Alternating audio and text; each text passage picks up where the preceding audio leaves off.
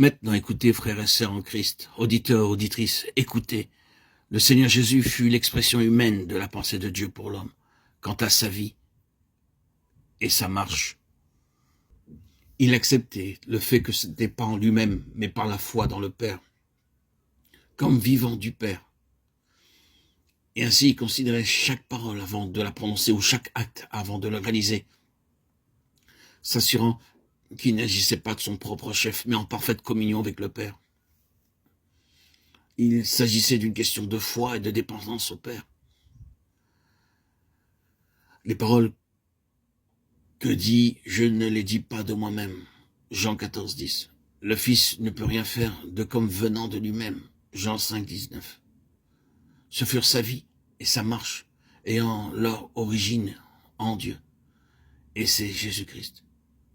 Jésus-Christ est le seul qui l'ait déjà accompli. Cette obéissance, soumission, dépendance au Père. Il est le seul qui puisse à jamais réaliser la volonté du Père.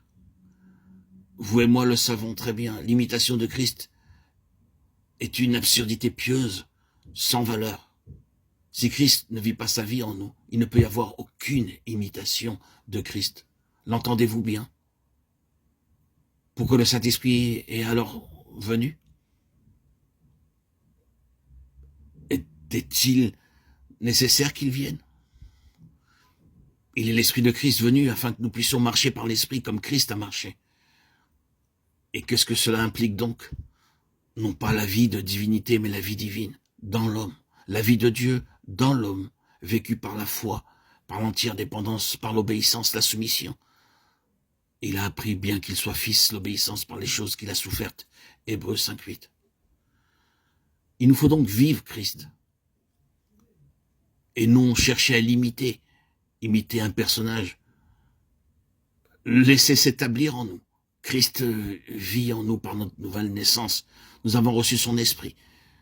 Et son esprit ne doit pas être étouffé par les désirs et les aspirations mondaines, les attractivités contraires à sa volonté. Toutes ces distractions venant du diable, du père des mensonges, du Dieu de ce monde,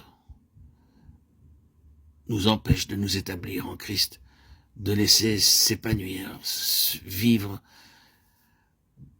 cet esprit de Dieu. Nous l'étouffons par nos aspirations extérieures au vouloir et à la bonne volonté de Dieu. Pensez à ceci concernant le Seigneur Jésus-Christ, Dieu manifesté dans la chair. Le Saint-Esprit est venu afin que vous et moi, frères et sœurs en Christ, mes chers amis, auditeurs, auditrices, tous ceux qui se confient au Seigneur, puissions enfin apprendre comment vivre et marcher comme le Seigneur a vécu et marché. Formulons-le autrement et de manière plus précise en disant que le Saint-Esprit est venu afin que le Seigneur Jésus puisse vivre sa vie et effectuer sa marche en nous. C'est ce que l'on veut dire par être rendu conforme à l'image du Fils de Dieu. En cela réside le socle, la base, la fondation pour tout enfant de Dieu. C'est être amené sur son fondement et par le Saint-Esprit, être conduit à vivre et marcher comme lui-même a marché et vécu. Il s'agit d'une chose progressive qui sera achevée dans la parfaite conformité de Christ.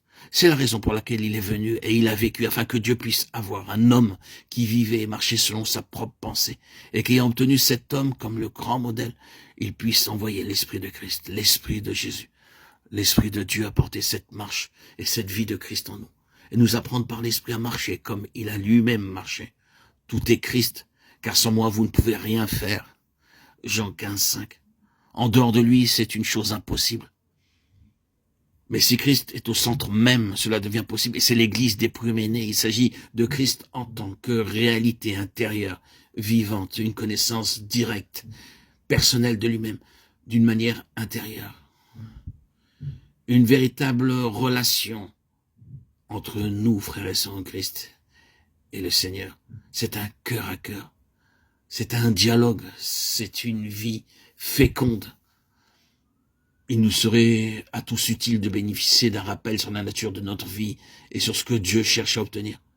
Une église, une assemblée, un ensemble corporatif qui soit l'expression de ce que Christ était, afin que nous ne marchions pas selon la chair, Si nous marchons selon la chair, nous mourrons.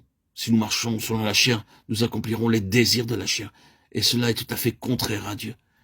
Mais si nous vivons selon le Saint-Esprit, alors par lui, nous ferons mourir les actions de la chair et Christ sera formé en nous. Nous pourrions solutionner tout ceci avec une seule réponse. Cela relève de notre marche directe et personnelle avec le Seigneur. L'histoire avec Dieu commence là.